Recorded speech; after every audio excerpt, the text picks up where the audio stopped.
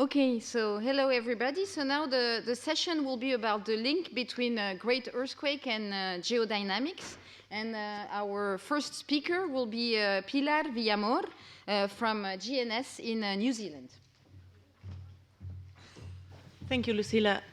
Good morning, everybody. Thank you very much, Barbara and Jan, for the invitation to come here. Mainly not just to present what we've been doing recently, but the whole discussions are amazing. So I'm really happy that I could come and listen to the beautiful talks that I've been listening to these days. What I'm going to present next is not necessarily my work. I'm an earthquake geologist, and I have been involved in the Kaikōura Earthquake through mapping the fault sources, the surface rupture, and working on analyzing the data, etc. But what I thought it would probably be a more interesting conversation was to present a more holistic view of the earthquake with some of the data sets that have been published and techniques and different disciplines. So what my interest is to understand these data sets in an integrative way to better characterize fault sources for hazard assessment. So my talk is going to be about, I'm going to present some of the background of the earthquake and some of the thinking that we had prior to this event. And then I will present the seismicity, the surface ruptures a little bit. I had to contain myself not to show you beautiful surface ruptures because that's what I like, but that was not what I wanted to present. Coastal deformation, and then some of the surface deformation with INSAR and GPS ground motions, and some of the rupture models that have been published recently, which present a very interesting discussion. Then I'll talk a little bit about after the earthquake, so some post-seismic deformation and slow sleep events, and I will conclude with some thoughts that hopefully we could discuss. I might not be able to answer some of your questions if the discipline is not mine, but there's a lot of people in the audience that could probably. And my intention is probably just to create some food for thought and discussion. So New Zealand is a plate boundary itself. We have to the north the subduction of the Pacific plate under the Australian plate, and to the south, that plate boundary is a collisional boundary with continental crust crushing against continental crush.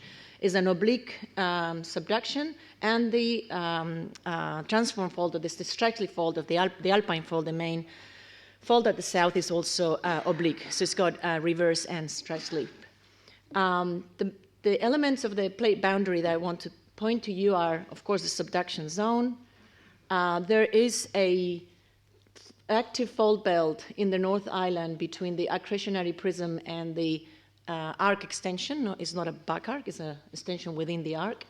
That is a strike slip and accommodates part of the parallel to the margin slip of this oblique convergence.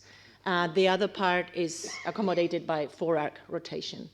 And that is important because it does link to the faults that were involved to some extent in this event. Then you have the Alpine fault that I just talked about, and in the middle of those two big plate boundary settings, we have the Marlborough fault system, which is a series of strike-slip faults that connect the end of the subduction with the Alpine fault. So the earthquake happened just there.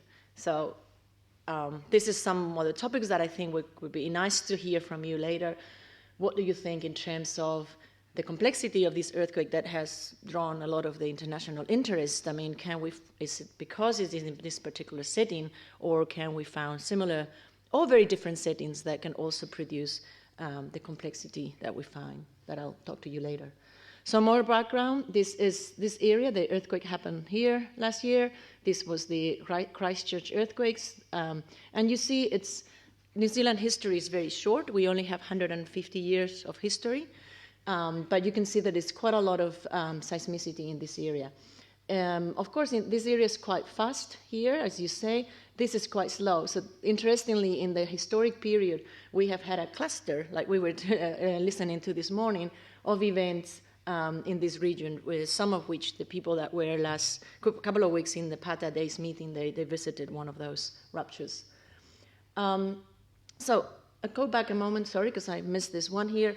This is a bit more of a detail of the tectonics of the setting, and the important thing to get out of this slide is that the fault ruptures cross from this setting here, which we call domain 2 thrust faulting, is the North Canterbury contractual domain, to this. So there were faults in this domain, in the strike slip of the Marlborough fault system and this domain. However, if you look at those two domains, which is, they are bounded by the Hope fault here, these faults here, these two rupture in the event. I'll show you later the surface ruptures, but you can see we don't have a lot of good constraints, but slip rates are from 0.5 to 1.5 millimeters per year. Same for the offshore ones, sorry that I didn't find a drawing for here. But if you go to the north in the Marlborough fault system, you have slip rates that are, you know, minimum 3 millimeters to 26 millimeters. Forgot to say before that the Alpine fault has 26 millimeters per year. When it's placed into the Marlborough fault system, most of the deformation is along the Hope fault and the Jordan thrust and Kikeringu faults. So that's those two faults, the Hope fault and the Jordan Kikeringu, are very fast slipping, and the same with the faults offshore of this region. So the interesting thing of this here is that when we created the source models for the national hazard, the fault source models for the national hazard model, we took that this domain is independent to that domain. So this is a low seismicity area or moderate seismicity area, more dominated probably by contractional than to the north is more strike slip and very fast. So we didn't model in the hazard model a rupture that consisted of some of these faults and some of those faults. This was not in my frame. So that's a very important point that I will come back to later. So a little bit more background. You see the interseismic velocity with GPS showing the same, you know, smaller deformation to the south, really fast deformation to the north. So some of the faults here rupture in conjunction with some of the really fast sleeping ones over there. In terms of vertical, there is not much variety around. So the earthquake occurred in the night of the 14th of November. The interesting thing of the earthquake was that, of course, when they happen in the night, depending on the conditions of your city or wherever, you could have less this or more this. In this particular case was a good thing because the houses in New Zealand, residential houses are timber frame, so it's usually good.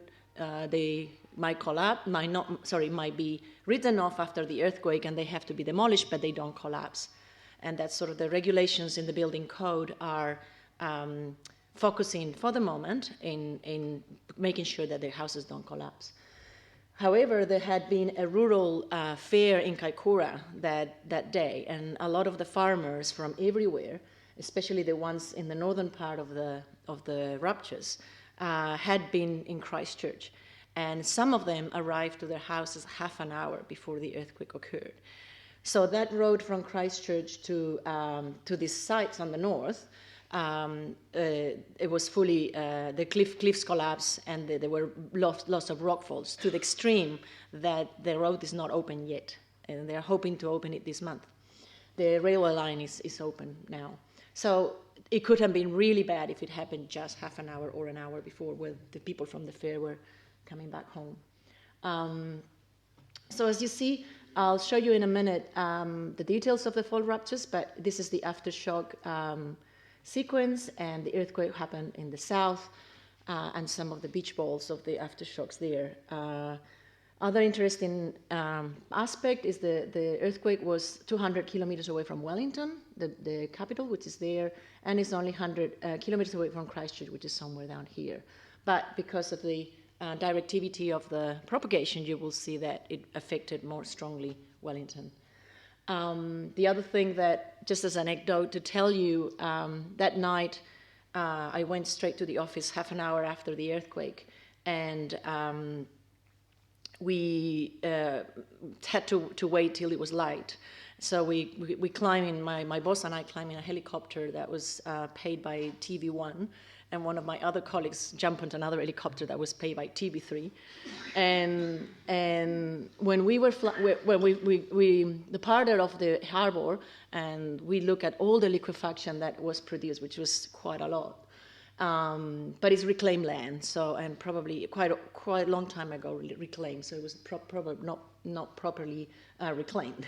And so we were flying down to the epicenter with a helicopter, but I said, let's fly over the railway line and the road to see whether there are some secondary faults rupturing, and it was amazing. Amazing in the sense that we couldn't believe it. I mean, we were heading here, and the moment we started crossing the Kaikōura Fault, the Papatea Fault, the other fault, the Hams, the Handali, it was just to the point that I was so overwhelmed that I didn't know whether I was looking at landslides or fault scarps but the interesting thing is that we could call back to the office straight away, and so emergency management could send people to those sites. So, for example, when we flew over the Kaikōura Fault, I asked the helicopter to divert along the fault, and when we saw that, I don't know if you guys have seen that beautiful house that was, well, the owners probably don't think it's very beautiful, but it's a house that is shifted from its foundations by 9 meters. So we just fall in there. They could use our satellite phones. They could call their families to say that they were fine, only because we just jumped there, and only it's because we knew where the faults were. We saw the surface rupture, and we got there. So it is really very important that there is this connection between emergency response and geology, because we can go to the point very quickly because we know where to look for. And then the rest of the anecdote is that the TV1 reporter arrived late because I made them go to all the faults, so they couldn't put their news on the television that night because I didn't allow them to. But so it's difficult to get a helicopter when you have this situation as well, because everything is television or response, or so what we do is just jump on one of those, and usually we have to fly where they want or not. And this woman was nice enough and then got really nasty at the end, but yeah. Just a little anecdote. So this is the rupture of the faults. Started in the south. This area here, which is that slow, well, it's not that slow, but a moderate rate deformation, is they are not very mature faults. You see, it's quite broken up. They have small slip rates, as I showed you before. And the interesting thing of this area was it was mapped. Some of the traces that rupture were mapped as active faults in the active fault database. But for example, these ones were not, but they were mapped as geological faults in the geological maps. And there were many more surface ruptures along those fault traces that were mapped as active prior to the event that what was mapped before. So the earthquake then ruptured offshore, extended offshore. There is, a few months later, there's some offshore reconnaissance that has mapped some of the offshore faults. It's very hard to see here because it's the Kaikōura Canyon there.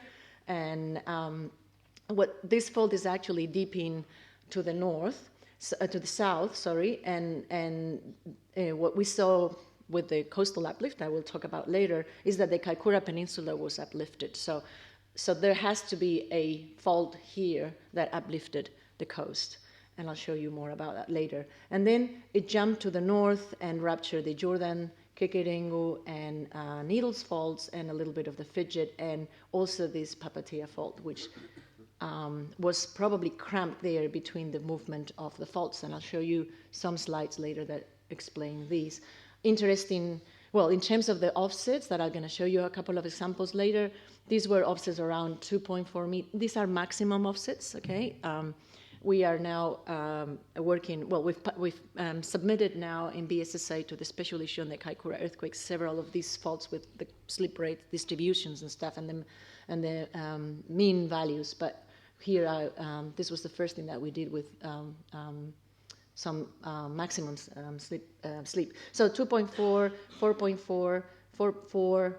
The hopeful rupture a little bit, but not much, and that was probably one of the big questions: is why did the hopeful not rupture?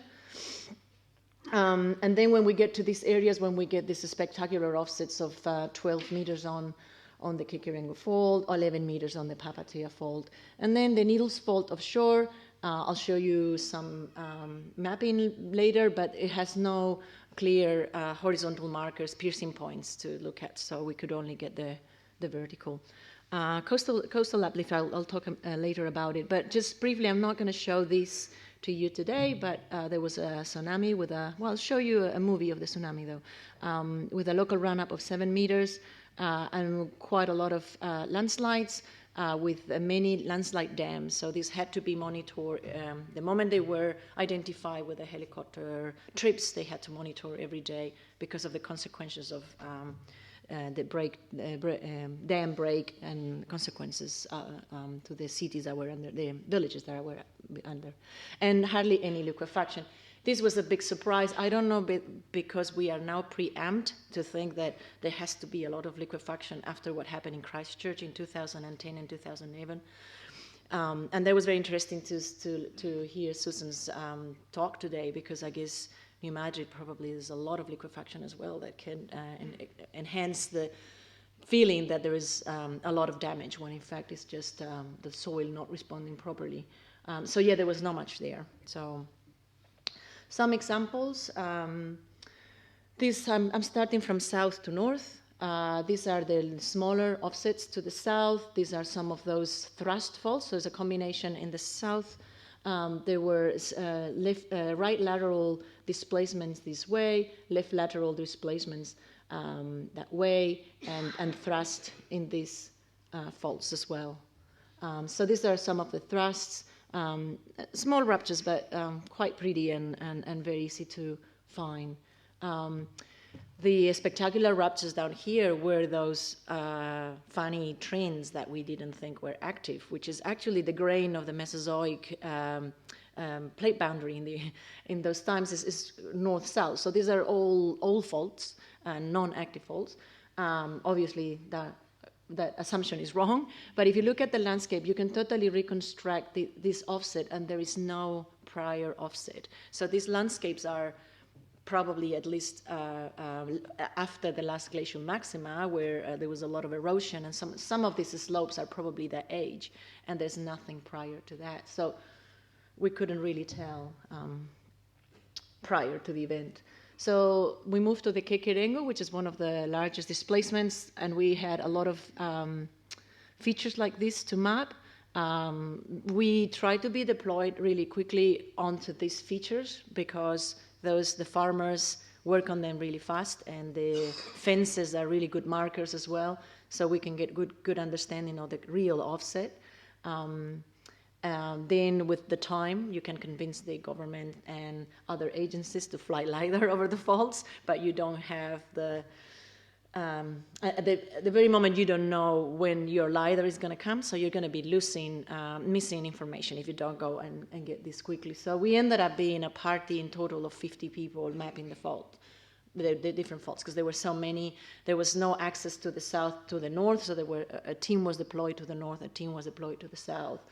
And we had to continuously bring people in, because we were finding more and more as the INSAR images were coming out, or we were talking to farmers, so it was quite an adventure to map them. And then here, and I point you to these papers where you can see more about this fault. This is the BSSA submitted. Last year, Tim Little and Ras van Dissen had opened some trenches in the Kaikōura fault. And the trenches were displaced by 9 meters. So they could still relocate them. And interestingly, one of the trenches that was in a scarp that looked quite prominent in quite a main scarp, that scarp didn't rupture. So it tells you a lot about the variability of when you dig some trenches and you get some information. I mean, it is fine to have that something that doesn't appear in this trench appear in the trench next to it. So the Papatea was probably one of the most impressive displacements. It was quite, it's not that big here, it's around 4 to 6 meters high here, but it could be up to 10 meters high. I'll show you some other images later. And displaced left laterally the road and the railway line, and you can see the beach now. I mean, that's the current beach, was displaced by 6 meters over there. And you could also almost follow that uplifted platform that is not eroded yet. There is another back thrust here. So this area here, I'll show you later displacements along the coast. Deformation of the coast, and that was the area that had the highest uplift. So it was 6 meters of uplift, and so it was quite interesting to. I helped the coastal team to map the uplift, and it was quite impressive to be walking in something that was 6 meters deep before, and finding all these poor animals that were dead, and the kelp and the algae was just up here, and some of the a few days later, when some of the seals came back, because there's a very important seal colony to the south, they were just sleeping in the kelp.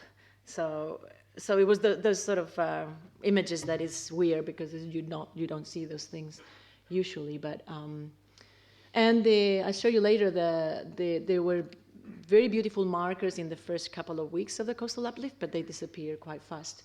So just pointing here quickly to a plot on maximum surface displacement versus total surface length, and we have it considered here the total length of the aftershock sequence, let's say, and we are in the higher end. So there is a very big slip for the length of the fault, and if we look at the Wairarapa fault, which is ruptured in 1855, and it's part of that dextral fault belt that I point out in the North Island, that had 18 meters of displacement per event. So that's probably the largest worldwide, and it was 140 kilometers long. So I think 1855 there was no INSAR, and there were not many people living there. So we probably have a very simplistic view of what happened then, and my feeling is that it was probably a complex rupture like this. What we have inferred always is that at least the subduction zone have to partially rupture with the Wairarapa fault, but it could be that it was even more complex than that. So some of the ruptures in the offshore, the Needles Fault, the Chanset Fault was also mapped, and it didn't rupture, and you have some of the expression of the recent ruptures offshore. Coastal uplift. I guess the important thing of coastal uplift is it's very variable along the coast. You see here the colors, different methods, and essentially there is a big uplift on the Papatea Fault. It's a slight subsidence to the north between the Kekerengo and the Papatea, and then uplift to the north associated to the uplift of the Needles Fault. This is associated to the Papatea Fault. There is uplift on the Kaikōura Peninsula, and a little bit broader that way as well. So that is why some source models had to invoke a fault rupturing here with a shallow deep angle. And then crossing the Handali, there is also subsidence to the south and uplift to the north. This is the red algae that is usually subtidal. And this was also a very interesting moment when Nicola and I were flying in the helicopter, and I said to Nicola, is that red around the coast normal? Because I'm not a coastal geologist. And she said, I don't think so. So we found that everything was red because that was the algae that usually is subtidal. So this algae with the days was turning into fading the colors and turning to white. And it was very difficult then to pinpoint exactly where the white is a big band, and you start increasing your uncertainty on your uplift. So it's very good to go there as soon as possible, and before those markers are lost as well. So coming back to my point later, I would like you guys to start thinking about what if we were to see this as a paleo earthquake. What would have been interpreting of this? Is this a subduction earthquake with a lot of variability, or is it or is it crustal faults? If it's crustal faults, are they all ruptured at the same time? It doesn't feels a bit crazy. So that's the sort of thing that I think we are learning from this event. I'm running out of time, so I'll just go quickly to some of these slides. Insert images, lots of groups have been producing very interesting work from these, some of the coseismic displacements, and I'll just point you to some of peculiarities in here, like a very strong horizontal displacement of one of the sides of the Kekerengu, but not that much on the other side, and the Papatea fault creating a lot of uplift in this little block and a lot of southward movement of this block. Some other techniques, this is more optical pixel tracking, several groups working on that. There are more.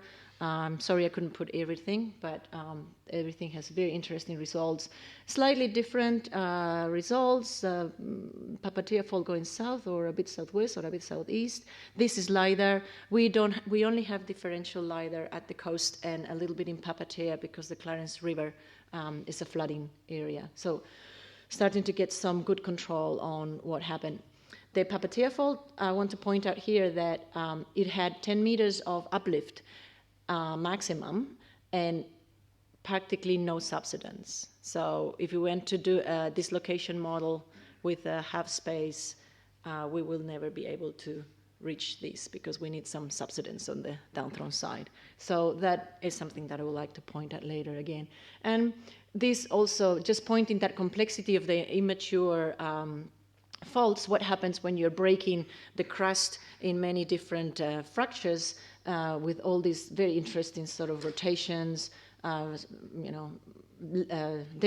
sinistral, and a lot of uplift in some places with creating those beautiful sort of huge scarps. Magnitude was, intensity was 8 with some pockets of 9, a lot of failed reports after the earthquake. New Zealanders are very well trained to send their failed reports. And then ground accelerations getting to 1.3 G vertical, more than 1 G horizontal. You have the horizontal and the verticals. And interestingly, I put them all. This is the epicenter, and that's Christchurch, and this is Wellington. So that's why Wellington had not a lot, but quite substantial damage, and the duration was 3 minutes.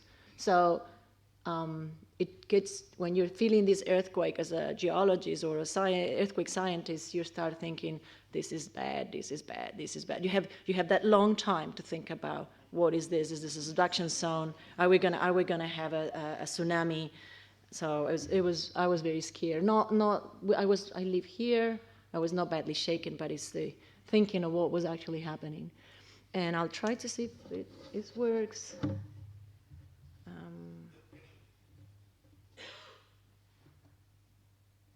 Just leave you to see this. This is a simulation of the velocity and the propagation of the rupture to the north.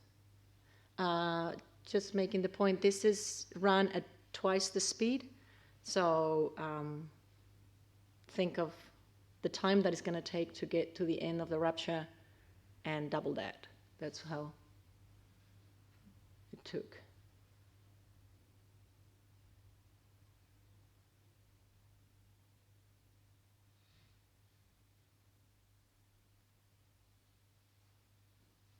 I'm sure some of you have seen that movie already, but I thought it was worth showing. You have the big energy release was there in the Kekerengu fault and affected those two populations over there.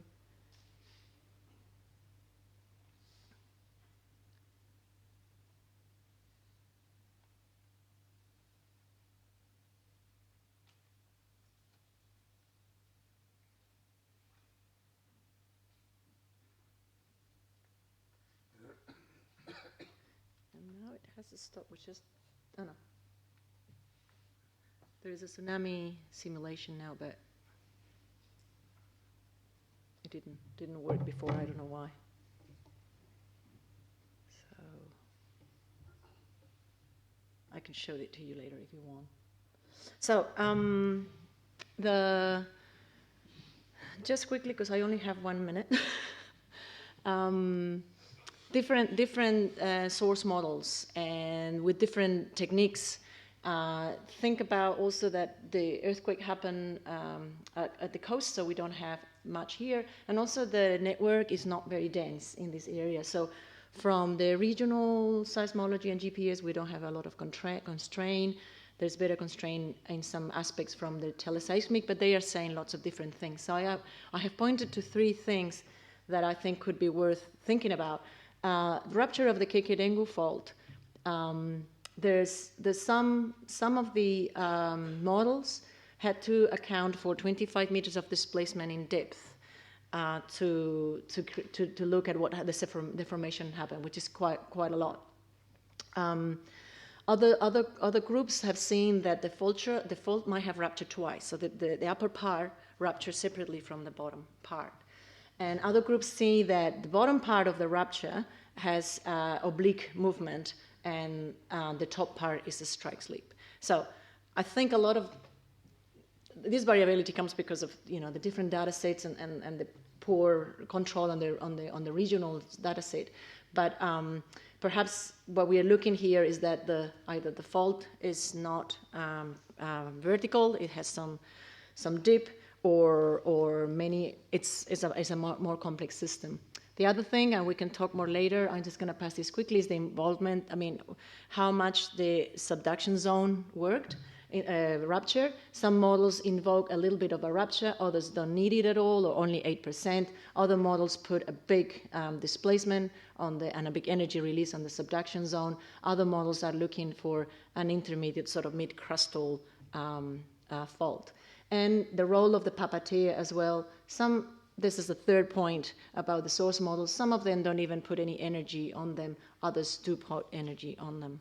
So I'm probably going to leave it here. This is the post-seismic. A lot of slow slip events created from this event. And this is the sequence of the slow slip events by month, more or less, and some thoughts for discussion. Thank you.